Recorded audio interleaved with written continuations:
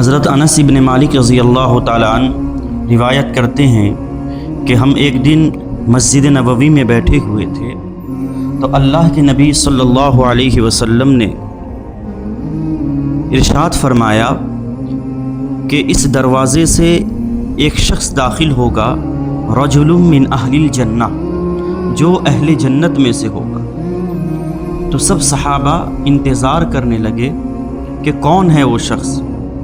کچھ وقفے کے بعد، کچھ دیر کے بعد ایک انصاری صحابی داخل ہوتے ہیں جن کی داڑھی مبارک سے وضو کا پانی ٹپک رہا ہے اور ہاتھ میں جوتا لیے ہوئے۔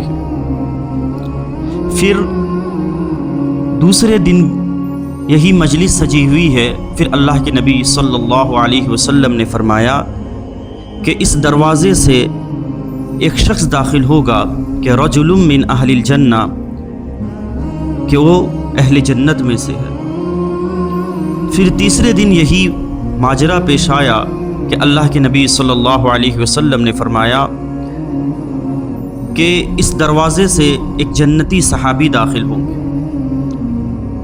تو حضرت عبداللہ بن عمر رضی اللہ تعالیٰ عنہ کو تجسس ہوا کہ اس انصاری صحابی کا کون سا ایسا عمل ہے کہ جس کی وجہ سے اللہ کے نبی صلی اللہ علیہ وسلم نے انہیں 3 مرتبہ جنتی ہونے کی بشارت دی۔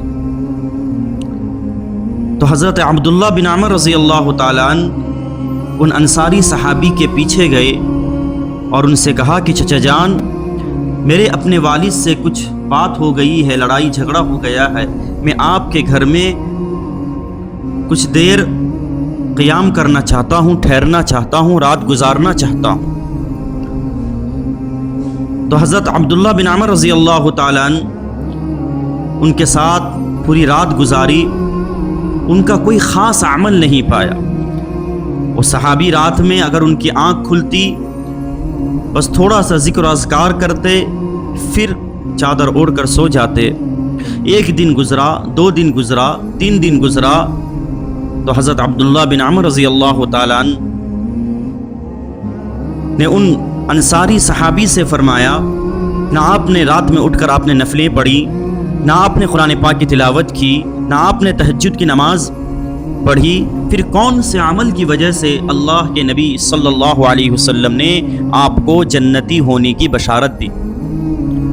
حالانکہ حضرت عبداللہ بن عمر رضی اللہ تعالیٰ عنہ ایسے صحابی تھے جو دن بھر روزہ رکھتے تھے اور پوری رات قرآن پاک کی تلاوت کرتے تھے اور تہجد کی نماز میں مشغول رہتے تھے، اتنے بڑے صحابی۔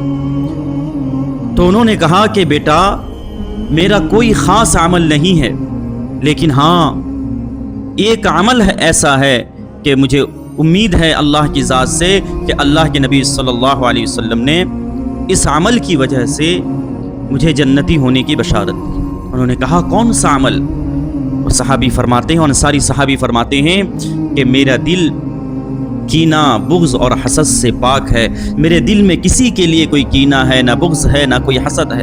اگر کسی کو کوئی مال مل جائے تو میں یہ نہیں سوچتا کہ اللہ اس کے مال کو ضائع کر دے، بلکہ میں یہ سوچتا ہوں کہ اللہ اس کے مال میں اضافہ کر دے۔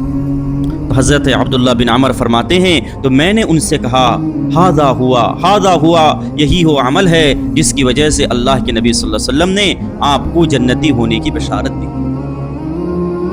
اور حضرت عبداللہ بن عمر نے فرمایا یہی عمل ہمارے لیے بہت زیادہ مشکل ہے۔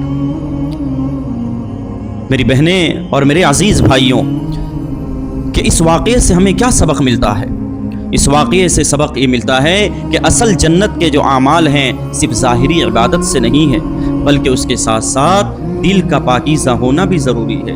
دوسروں کے لیے کینہ، بغض، حسد یہ ہمارے دل میں نہ ہو، بلکہ دوسروں کے لیے خیر خواہی یہ ہمارے دل میں ہو۔ یہی اصل دین ہے۔ اللہ ہم سب کو اس پر عمل کرنے کی توفیق عطا فرمائے۔